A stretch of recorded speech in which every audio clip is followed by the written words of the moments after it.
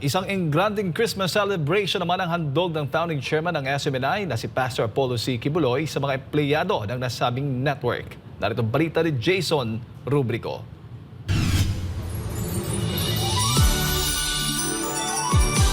Bago pa man matapos ang taong 2024, isang engranding Christmas celebration ang inihanda ng spiritual leader ng The Kingdom of Jesus Christ at founding chairman ng SMNI na si Pastor Apollo C. Kibuloy para sa mga empleyado ng nasabing network.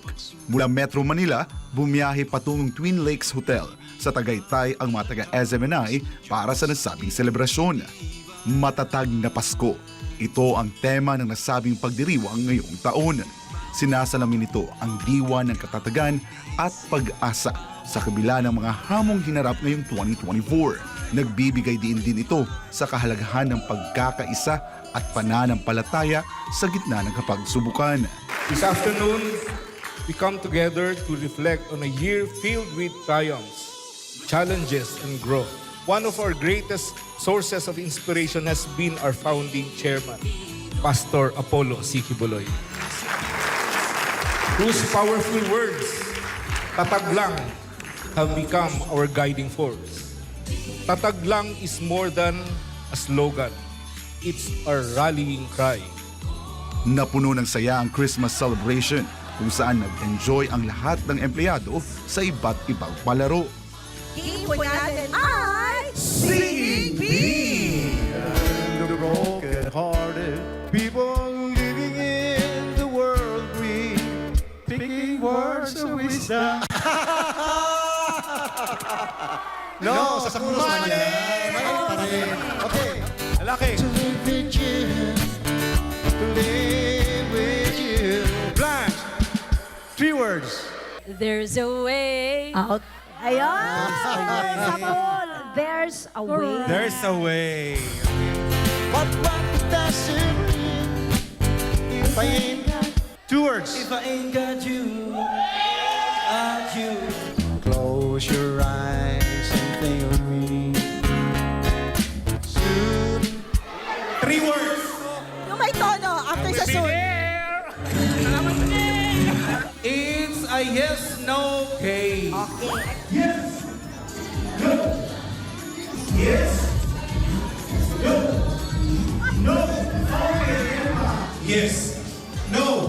Yes. Yes. Nagpasiklaban ang iba't ibang department ng SMNI at ipinakita ang kanilang galing sa pagsayaw sa Dance Craze Competition.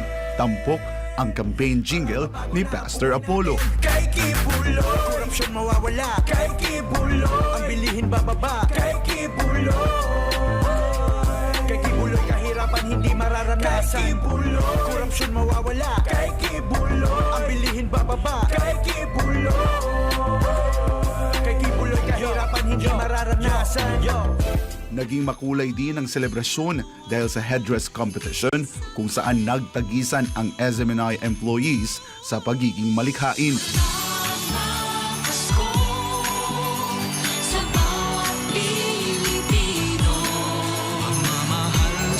Merry Christmas! Matatag na Pasko! At syempre, hindi nawala ang paraffol ng iba't ibang items gaya ng mga mamahaling cellphone at gadgets, TV at iba pang appliances, round-trip airplane tickets, groceries at cash prizes. Bukod sa mga administrators, coordinators at ministers ng The Kingdom of Jesus Christ, nakiisa rin sa Christmas celebration ng SMNI ang mga kilalang personalidad tulad ni na senatorial aspirant Attorney Jimmy Bondo at Dr. Lorraine Badoy. Ano ho talaga, I'm always honored to be part of your events, your family. Ang laki yung bagay sa akin ng pagmamahal niyo sa akin. I am a nobody pero kung wala ho kayo. So grateful that I found SMNI and KOJC. And I'm so fortunate that I found Pastor Kibuloy. I'm so fortunate that I found people who believe as I do. That walang presyo, walang price tag ang integridad at pagmamahal sa bayan. At Can you imagine? I cannot imagine kung ako lang ito, pakahirap. Pero kayo yung pinagkukuhaan ko ng tatag. Dumalo rin sa selebrasyon sina Duterte Youth Party List Chairman Ronald Cardema kasama ang kanyang may bahay na si Representative Drixie Cardema, Political Strategies Malutikia at Tagaytay City Councilor Michael Tolentino. Na-realize ko, yun talaga ang tema ng ating 2024. Mula sa sabi ni Pastor Kibuloy, natatag lang, isang matatag na Pasko. At sa tingin ko tayo, pinakamatatag dito sa Pilipinas. Kumukuha ng lakas ng loob ang mga Pilipino kay Pastor Kibuloy, sa SMNI, kay Yusek Lorraine, sa atin, sa Duterte Youth, kay Vice President Sara Duterte, at kay Pangulong Rodrigo Duterte. Kaya isang matatag na Pasko sa ating lahat. At sa susunod na taon, tayo magbibigay liwanag at katotohanan sa sambayan ng Pilipino. Kaya napaka-importante ho sa akin ang pagpunta dito. Ito ay paraan ko para magpasalamat sa inyo. Kailangan nating tulungan si Pastor Kibuloy. Whether boto lang kayo, organisasyon kayo, o talagang pumapalaot kayo sa isang napakagulong mundo na yung iba sa inyo marahil hindi gusto. Pero kailangan ho nating gawin yun matatag.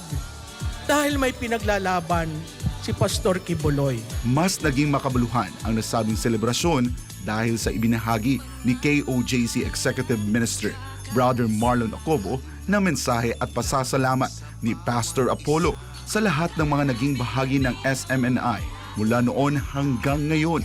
Dahilan kung bakit ang SMNI ang most credible and trusted network. Building SMNI into a credible and trusted network in the Philippines has been a journey filled with challenges. Along the way, we encountered obstacles that tested not only our resolve but also our character. We never wavered in our commitment to excellence. Every decision, every broadcast, and even action was driven by our unwavering dedication to truth, integrity, and service to the public. The future is bright, and together we build a nation that is strong, proud, and ready for whatever lies ahead. Merry Christmas to all, and a blessed 2025 to you all and to your families. Mabuhay ang SMNI! Mabuhay ang lahat ng mga anak na nagmamahal sa SMNI! Mabuhay tayong lahat! Matatag na Pasko! Merry Christmas and a Happy New Year, Pastor! Matatag na Pasko sa mga Pilipino! Merry Christmas! We love you, Pastor! Para sa Diyos at sa Pilipinas kung mahal, ako si Jason Rubrico, SMNI News.